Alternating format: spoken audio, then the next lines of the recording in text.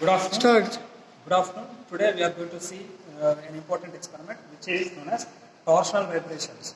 So, the aim of the experiment is to determine the torsional vibrations of the given shaft. So, this is a setup for single disc torsional vibrations. So, this is not a double disc, this is a single disc apparatus which consisting of a shaft, a uniform shaft, steel shaft, which is fixed at one end, and to the other end it is attached with the rotor, and the rotor is made to rotate. When the rotor is made to rotate, the shaft will induce some what is known as torsional vibrations. The torsional vibrations are set up within the shaft as the rotor is rotated. So as the rotor is rotated, the torsional vibrations are set up within the body. So the torsional vibrations are set up due to twisting moment. The shaft will be subjected to some twisting. So when the shaft is subjected to twisting, we are supposed to find out what are the shear stresses that are going to be induced. So we have to keep the shear stresses that are developed within the body within the certain limit. So to keep the shear stresses within the body within the certain limit, we need to find out the time period and the natural frequency. So how to find out the time period and how to find out the natural frequency? As we all know that what is time period? Time period is the time taken to complete one oscillation, and natural frequency is the number of oscillations per unit time period. So initially we can find what is the time period of oscillation of this shaft which is fixed to this rotor, and afterwards once you reverse the time period you will be getting the natural frequency. Now here first of all what we will do is, since the rod is fixed at one end within the chuck and the other end it is made at the other end it is fixed to the rotor is able to rotate in one particular direction. Now here to find out the time period, so the expression for time period is here we can do the experiment theoretically and experimentally. So what is experimental time period? What is the theoretical time period? So how to find out the experimental time period? The experimental time period is simple. The disc is given some excitation and it is made to release, and what is the number of oscillations per one particular time period we are going to find out. So that means what is the time required to complete 10 oscillations or time required to complete 5 oscillations, we are going to find it out. So that means, so here since let us give some excitation and we can release and we can measure time for 1 oscillations. How to find out the time for 1 oscillations? We can find out the time for 10 oscillations first or time for 5 oscillations. Afterwards we can divide with 5 or 10. Appropriately you will be getting the time period for 1 oscillation. So that in such a way, experimentally we are going to find out the time period of this particular disc or time period of oscillation. Now afterwards, what is that we have to do? We need to find out the natural frequency. How to find out the natural frequency? The natural frequency of this oscillation of this shaft is found by reversing the time period. That means number of oscillations per unit time period. So that means experimentally we are going to find it out. And theoretically, the basic theory behind this is we need to find out the torsional stiffness of this particular shaft. So what is meant by torsional stiffness? The torsional stiffness KT is equal to Gj by L. What is meant by G? G is the modulus of rigidity of the shaft material. So the modulus of rigidity of the shaft material. So this particular concept is associated with what is known as torsion equation. So what is torsion equation? T by J is equal to tau by R is equal to G theta by L. So that means if you equate T by J is equal to tau by R, you will be getting T by J is equal to G theta by L, you will be getting torsion stiffness theta by T. Theta by T is equal to Gj by L. So what is G? G is the modulus of rigidity of the shaft material. J is the polar moment of inertia of the shaft material, and L is the length of the shaft. See here in this experiment we are taking the length of the shaft as 1 meter and the diameter of the shaft as 6 mm and the diameter of the disc as 200 mm and the mass of the disc, weight of the disc as 6.6.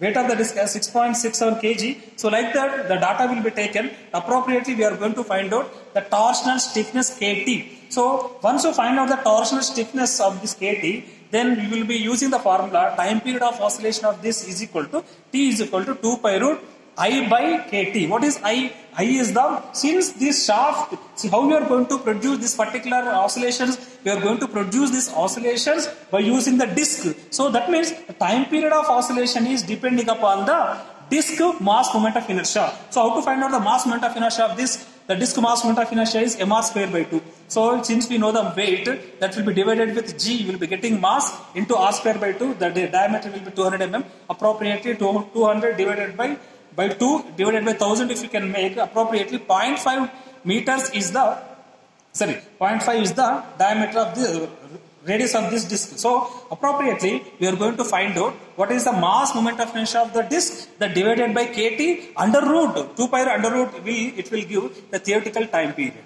So in this experiment, experimentally what is the time period, theoretically what is the time period we are going to calculate. Similarly, experimentally what is the frequency, and theoretically what is the frequency you are going to calculate. So this is a beautiful experiment, best experiment to find out the time period of oscillation of this shaft by using this rotor, as the shaft will be attached to the rotor. So this is what experiment. Now let us see how the experiment could be carried out. Now in order to carry out the experiment, first of all I am going to take a certain length of the, so appropriately 1 meter length of the shaft I am going to take, which is fixed within the chuck, and which is fixed at one end, and to the other end it is fixed to a rotor, and the rotor is given some oscillation. When the rotor is given some oscillation, accordingly the shaft will be induced with some torsional vibrations, and we are going to find out the time period of oscillation of these torsional vibrations of this given particular shaft. So appropriately, so that means so once you find these torsional vibrations that are set up within the body, so what is the diameter of the shaft we can take. So the exact application of this particular experiment is, you will be having, suppose there may be a flywheel which is attached with a shaft. Suppose if you take a motor will be attached to one particular shaft. So at one point of time, what happens is the shaft when the rotor or flywheel, if it is rotating with huge speed, that there it will induce some torsional vibrations, and we have to make sure that these torsional vibrations which are set up within the motor shaft or in the flywheel shaft have to be within the limit. If they exceed that particular time period or frequency of vibration, then the failure may take place. So to achieve that, to find out the time period, we are going to do this experiment. So this is a sample experiment through which we are going to find out what is the time period and oscillation, or time period of oscillation or frequency of oscillation of this shaft which is subjected to a torsional vibrations. So this is what the experiment. Now in order to do this experiment, first of all, the simple experiment actually here, what is that? In order to carry out the experiment, first of all we need to find out the time period experimentally and time period theoretically. How to find out the time period experimentally? By using the experiment. How to find out the time period theoretically? By using the formula. Time period T is equal to 2 pi root 2 I by kt, where I is the mass moment of inertia of the disc, mr square by 2, and kt is the torsional stiffness of the shaft.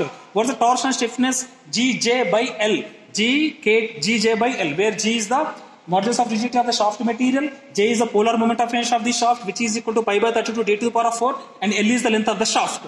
Now in order to carry out the experiment, so through experiment, what is that we are going to do? Through experimentally, we are going to find out the time period of oscillation. So time for 5 oscillations or time for 10 oscillations we are going to find out. So what is the time for 10 oscillations or time for 1 oscillation? Simple, I am keeping one mark here. And I can make the disc give some excitation, and I am giving 10 oscillations. Start. 1, 2, 3, 4, 5, 6, 7, 8, 9, 10. How much time? Okay. Now let us do this once again. Now let us do this once again. Now experimental procedure is simple. We have to move the shaft, to move the disc to one side, rotor to one side, and we can release, and we can find out the number of oscillations. Time for 10 oscillations we are going to find out. Accordingly, time for 1 oscillations we are going to find by dividing with 10. Now I am going to take it to one side. I am going to release. Start. 1, 2, 3, 4, 5, 6, 7, 8, 9, 10. Yes. How much is the time? 7.2. 7.2 seconds. So the time period that we got is 7.2 seconds. So second time also we can do it. The second time also. Reset. Okay. We can do the same experiment again. Now initially it's at, now we can fix it one place. Now we can take this rotor to one side and we can release. Start.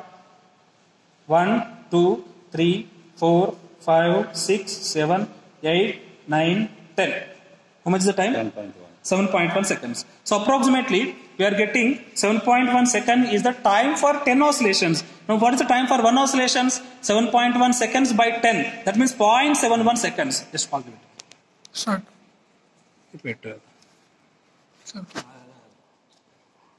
Now the time for 10 oscillations is 7.1 second. Time for 1 oscillation is 0.71 second. Now let us see the calculation. So this is observation table. First column is serial number.